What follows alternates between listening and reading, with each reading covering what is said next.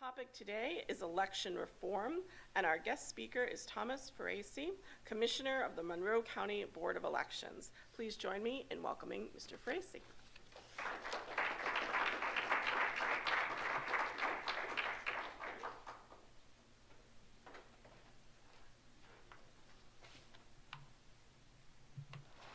This way I can see this crowd right here. So thank you so much for having me here today. I really appreciate the opportunity to come and talk to you about election reform. I'm going to try to actually simplify it a bit for you because it is a very complicated thing. A lot of people, when they talk about election reform, talk about this change or that change. And in reality, very often those changes kind of affect something else. And so trying to put those pieces together would be, you'll see when we get through this, hopefully is a very important thing. I kind of break my efforts down into 5 different categories. I want to talk a little bit about voter registration, a little bit about voting systems, which is like equipment, a little bit about the elections themselves and the actual ballot, campaign finance and ethics reform, and ballot access in the political parties. Now, I must confess, and this is actually a 2-part series with a break for lunch in the middle, morning and afternoon, but we'll try to keep it to probably about 30 minutes or so we have time for questions. Elections changed a lot. The whole process changed a lot with 2000 elections and the Help America Vote Act that came into existence. The one way that I convey that is a lot of people have seen this already, but I like to mention it. This is the 2000 federal regulations for elections, the 2001. This is the 2018 one. Same book.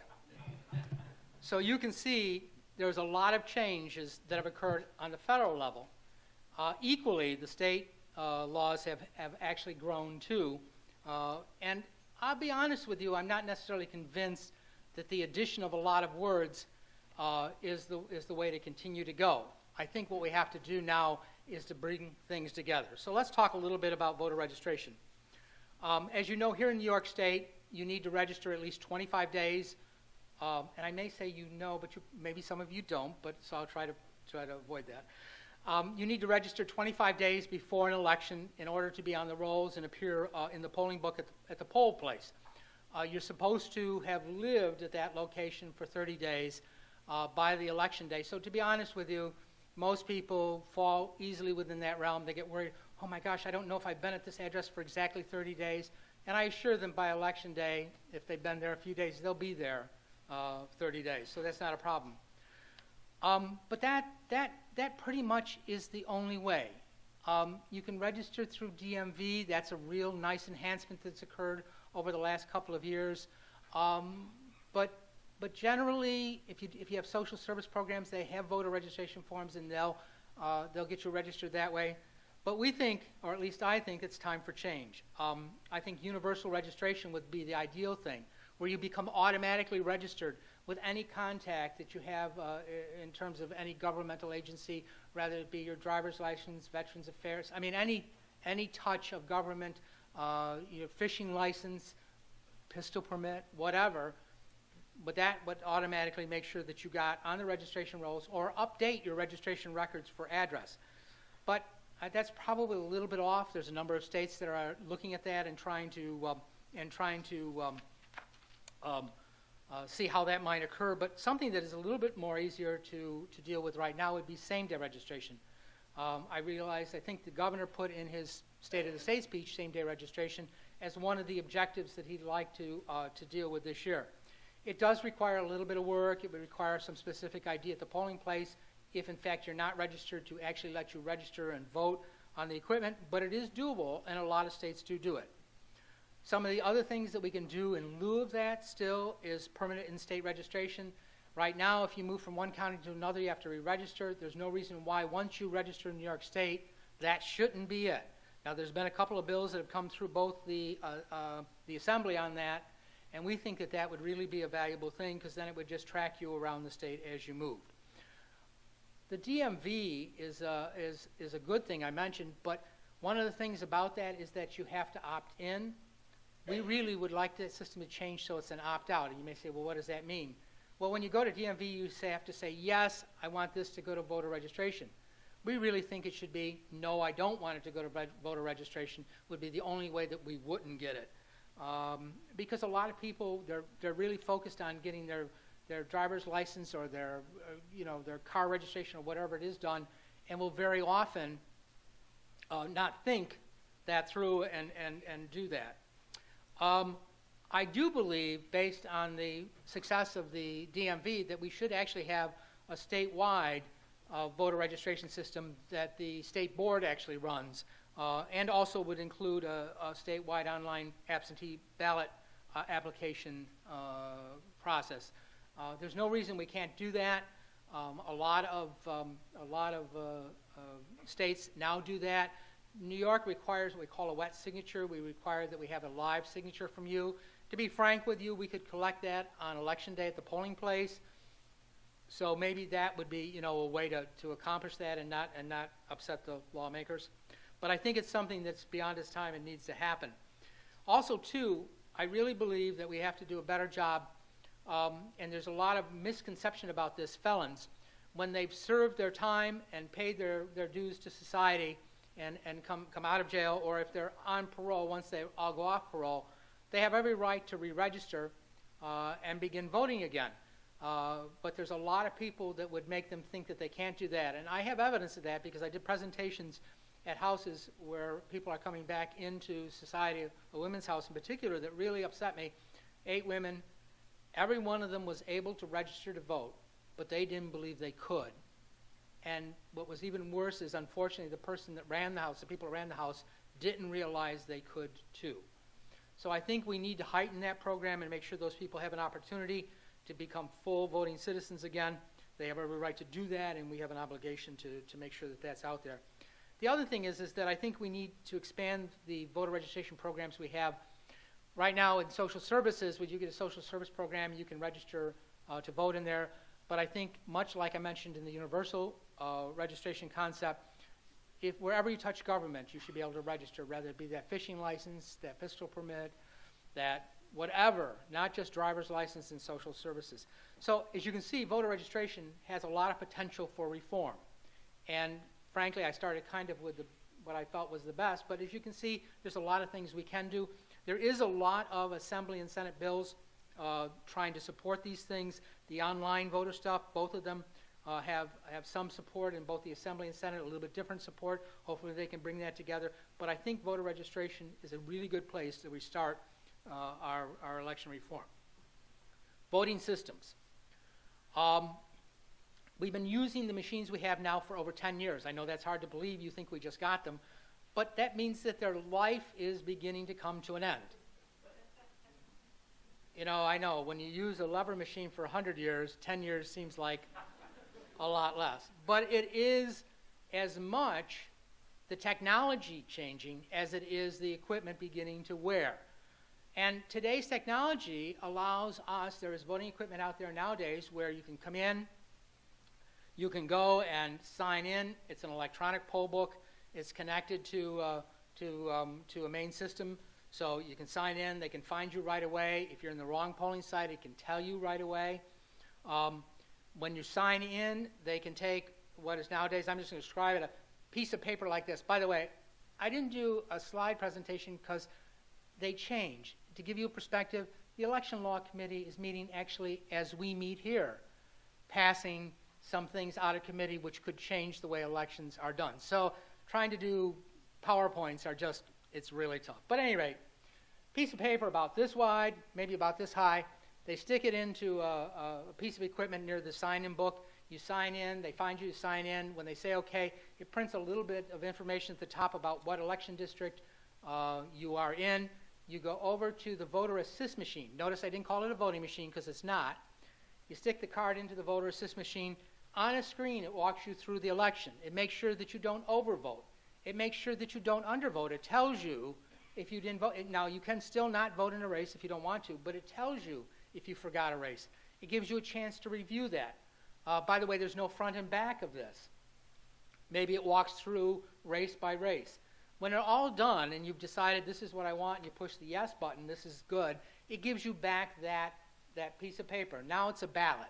And you can actually look at that ballot in your hand and say, oh yeah, these are the people I wanted to vote for. Yeah, I didn't want to vote in that race, whatever, all the way down the line. And when you're satisfied, you can walk over to the scanner and drop this ballot in. So now you've had a little bit of assistance, so it's not worrying about filling in the ovals correctly. Did you fill in too many? Did you not fill in enough? None of that is literally a concern anymore because the voting machine assisted that. Additionally, you know the ballot is completed so that the scanner can read it really well. So rather than filling in the circle, some people circle the names. Doesn't happen very often, occasionally, but that's what they do. So you don't have to worry about these kind of errors and the equipment not reading that.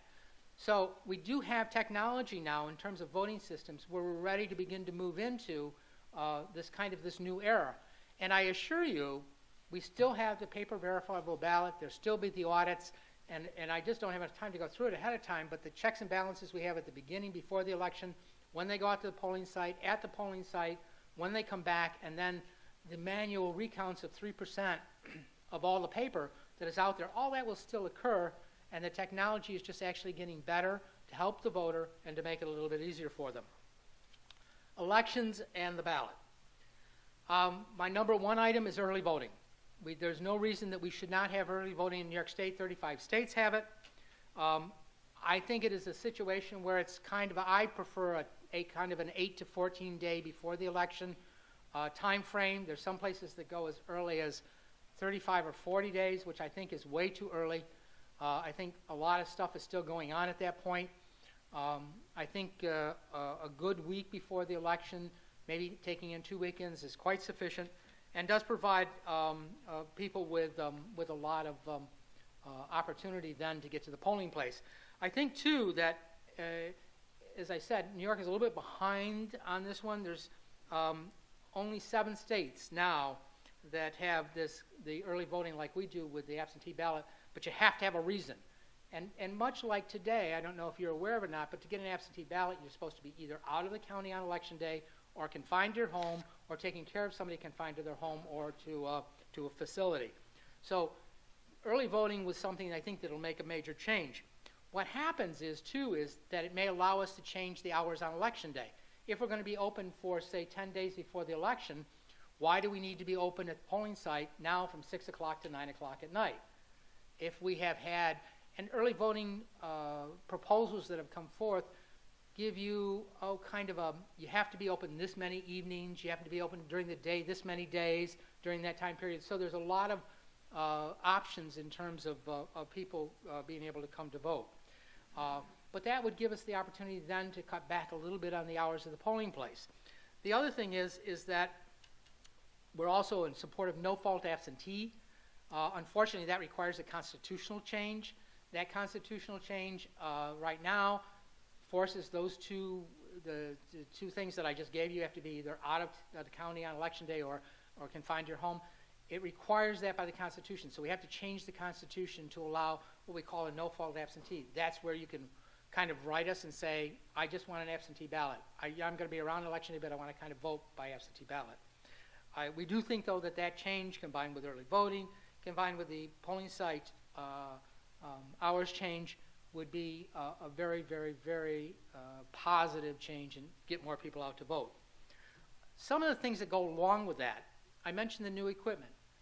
The new equipment that we're looking at today would permit us, say, to set up 7 remote locations, and we could put actually all the ballots on one machine. I don't know if you're aware or not, but we usually have anywhere between 35 and 70 what we call ballot cuts.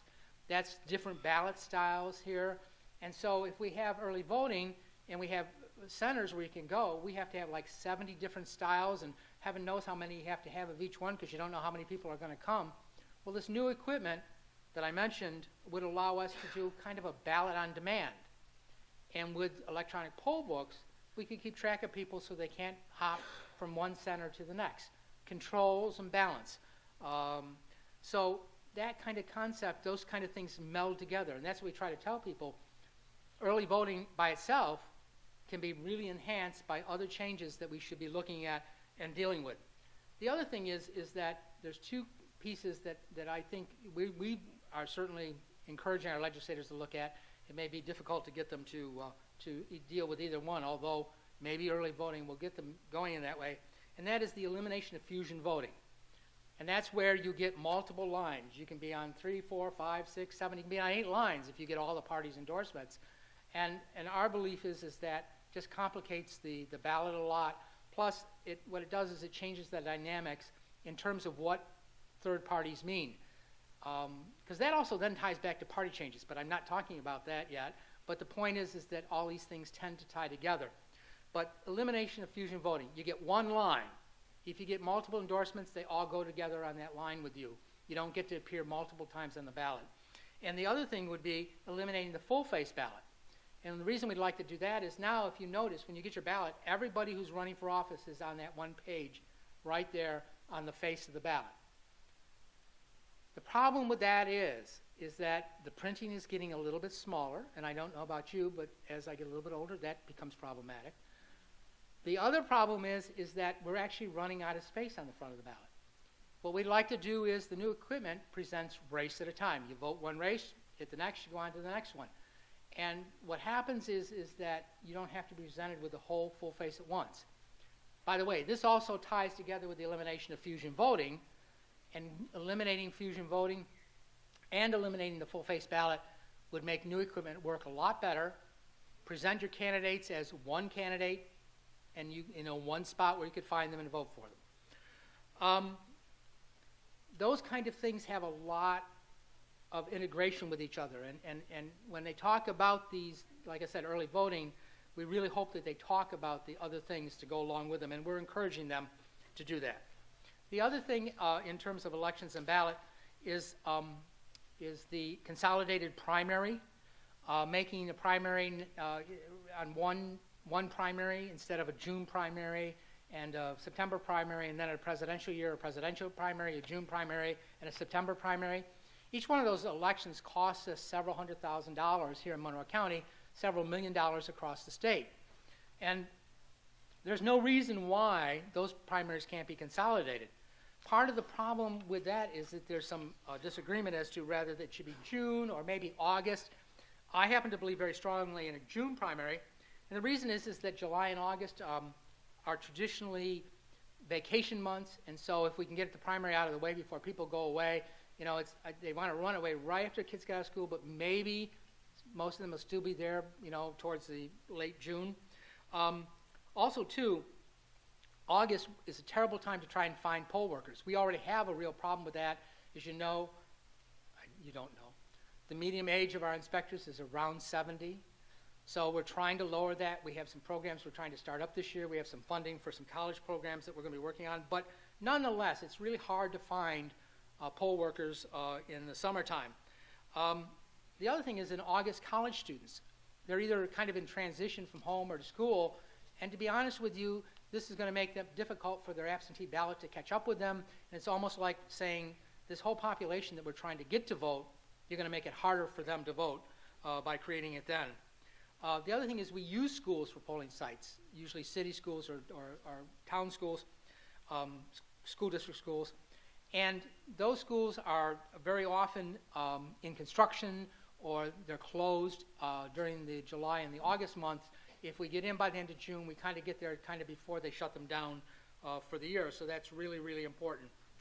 The other thing is that in August, we still have an issue with the calendar, judicial conventions where we pick Supreme Court justice candidates, and litigation around petition filing and then around the election themselves create problems that bump into the general election. By having the primary in June, we actually could spread the workload out a lot more evenly. We would have to have a lot less seasonal people and a lot less overtime. Right now, based on that, we're there. We can be there very often from 7 in the morning till 8, 9 o'clock at night. Presidential years, even later than that, we've done some 6 to midnights because of the condensed part of that. So that's why I believe very much in a June primary. Make election day a holiday. If not, maybe close the schools. That would really be helpful. Exempt poll workers from jury duty, give them a little incentive. Look at nonpartisan elections for various things.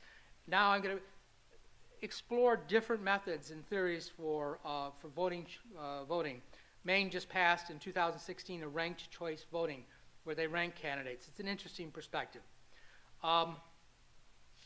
The other thing that ties back to all this other stuff in terms of early voting and everything else would be absentee voting. Right now, if you're in the county, and you said you're going to be out, but you're in the county, you're supposed to go to your polling place.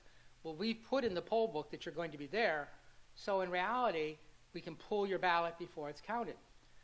Really, there should be one bite of the apple. If you request an absentee ballot, that's it, and that would be very helpful in terms of implementing some of this other stuff. Campaign finance and ethics reform. By the way, I think you can probably see why this is a kind of a 2-hour lunch and a 2-hour presentation. Campaign finance and ethic reform. I believe that they really are trying and are concerned about reforming our campaign finance and our election candidate election process. But I think in a lot of ways, sometimes the application of what they're doing, there could be some other things they could do that could be more effective. I'm not always convinced, for example, this whole concept about no outside income. No legislator should have any outside income. Well, to be honest with you, there's some legislators that have some outside income that's frankly what I would consider to be very innocent. It isn't a lot of money. Maybe it's a family business that they've had for a long time, corner grocery store, coffee shop, whatever it may be. And I'm not necessarily convinced that that's as important as some other things that I would like to that I'd like to see. For example, let's reduce the amount of money that can be given to candidates by individuals. Right now, some of those limits are pretty high, and frankly, I think that's where a real concern should be. The other thing is that the population is supposedly the factor in determining how much you can give. It's a nickel per voter kind of thing, with some limits being set a little less because there's so many voters. But I think, frankly, we need to look at those races, because some races are really driven by political parties, not just the candidate. The political parties make a lot of contributions, or independent expenditure committees, and we kind of go, oh my God, those are very problematic in the process. We need to look at that whole campaign finance process and the way we determine limits. We should also eliminate unlimited transfers between candidates and political committees, because money bounces back and forth like there's no tomorrow. And that, to be honest with you, is something that is never tracked well other than transfers, and I think that should be looked at. We talked about, and you've seen the whole concept of bundling partnership contributions as corporate. Both entities use this kind of to avoid a restrictive nature of corporations, but it also gives them some breaks on campaign finance and their ability to give money out to the candidates. We need to change the reporting process to eliminate what I construe to be ambiguous reporting categories. If you go online and look up and see how people spend their money, the categories that you now see, frankly, are not descriptive enough. They don't give you a clue really on how that fundraising, okay? Office supplies, those kind of things. And I have to be honest with you, if we were to be very specific enough so that, in fact, we could tie back those reporting categories, you could look very quickly at somebody's campaign finance filing and get a clear picture of what they're spending their money on a lot better than you could today. You need to reduce the specific items a candidate can get reimbursed for. I mentioned before independent committees, the excessive spending that they can do on behalf of candidates or ballot initiatives. And that's a federal thing as well as a state thing. The state has tried to put in place some very tight restrictions on that and to make those a lot more restrictive, but there's still just so much room for bad things to go on there. And finally, all the filings should go to the state board. As a matter of fact, we're working with the state board, hopefully, so they have a candidate identification system, so we can identify to them on a system who the candidates are, because then they can begin to raise with those candidates the issues about making the appropriate filings for the campaign contributions they get, or if they're not spending, at least say, I'm not spending. Maybe take some responsibility for doing that. The other thing around all of this is public financing of public campaign financing. That's been tried to some degree in other places, successfully some places, other places not so much. They did try it in New York City with some of the campaigns down there. Unfortunately, I think it was too limited of a test to give it a real good try, but it's something we should look at because, again, campaign finance is such a big issue, and it does tie in the whole ethics issue in terms of how all that's done. Ballot access and political parties, designating petitions that people pass, they come to your door and get you to sign to put candidates on the ballot. The current system requires everybody to go and do that. I really believe that it would be very logical. Right now, the state offices, governor, lieutenant governor, comptroller, and governor, lieutenant governor, comptroller, and attorney general, all are put on the ballot through a convention process by each one of their political parties. What's interesting is that if you go to that convention, if you get 25% of the vote there, you end up on the ballot. So the convention actually can create a primary in itself. But if in fact we were to do that with all of the local races, they have very specific rules. The rules are on file. They have to follow those rules, but it puts their candidates on the ballot. If you did that, that would leave all the rest of the voters open to anybody that wanted to petition onto the ballot. So in essence, kind of some of the nonsense that we've seen go on is somebody inadvertently signed 2 petitions and somebody's gotten kicked off the ballot because somebody signed an earlier petition, and this is just a crazy process. I think if in fact we were to establish some structure to it up front and then allow anybody else who wanted to get on the ballot to do that. The other thing is the 25% in convention for the state rules would apply very well to local rules because very often a lot of candidates will get 25%. They can get 25%. So in essence, the very conventions themselves would create those primaries without the petitions. The other thing is that the petitions themselves are complicated, both the designating petitions and also independent party petitions. They're very complicated. They need to be further simplified. I think there's a number of things that could be done to do that. Constituted parties. Does anybody here know what a constituted party is? Okay. Any party that's on the ballot that runs a governor's candidate that gets more than 50,000 votes gets a line automatically for the next 4 years on the ballot. And it's determined by how many votes their candidate got. So Democrats got the most vote. They're the number 1. Republicans are number 2 because they got the second most. Conservatives, working families, believe it or not, was next. On down, all the way down to women's equality and reform. All of those parties, all 8 of them are on the ballot now for 4 years. What's really interesting is that, to be honest with you, they're not real parties, all of them.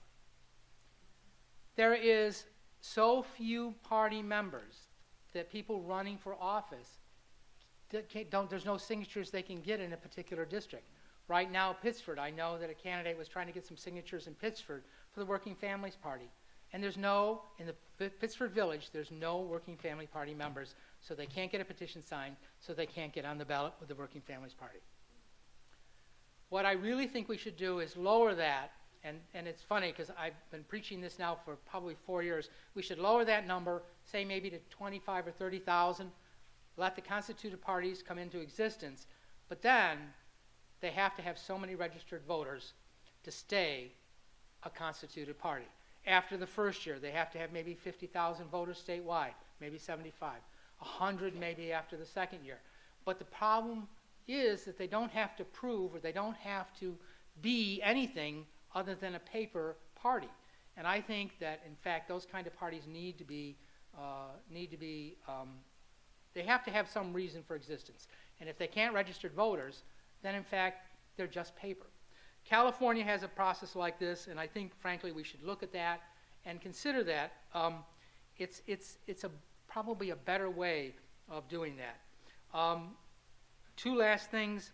I think the Independence Party is a very confusing party. Most people don't know that they're a member of the Independence Party. It's a real party. They think they're an independent voter. And I think that name should not be able to be used. I think it should be taken away from the Independence Party. That's really important because we get so many people who say, no, I'm an independent voter. No, you're a member of the Independence Party. The other thing is redistricting. And this is at the end, and the only reason I put it at the end is because there's not a lot to say about it. Redistricting right now, frankly, is based on the amendment that was passed back in 2014. It has 10 members. 2 are appointed by the President of the Senate, 2 by the Speaker of the Assembly, 2 by the minority leader of the Senate, and 2 by the minority leader of the Assembly. And 2 members are appointed by an 8 legislatively appointed members committee, and neither of them could be enrolled in the top 2. It's very complicated. But it's 10 people. We got to see how that works. They get 2 shots at it before the legislature goes back to its old way. There are a lot of people who have very strong feelings about this. A lot of people said, well, let's try it. They voted yes, and they encouraged voting yes. A lot of people called it fake reform because they felt it really didn't do anything to reform. But it's what we have in place. And I could spend a whole bunch of time talking about redistricting, but let's see how this works. And frankly, I would suspect that maybe some more changes will come out of that. But keep an eye on it, okay? That's basically, I could talk about a number of other things, but I really wanted to kind of give you this perspective of the kind of things that are out there. And I think hopefully you got a perspective that election reform is not, 4 or 5 or 6 items. It's a whole bunch of things. And so what I'd like to do now is open up for questions.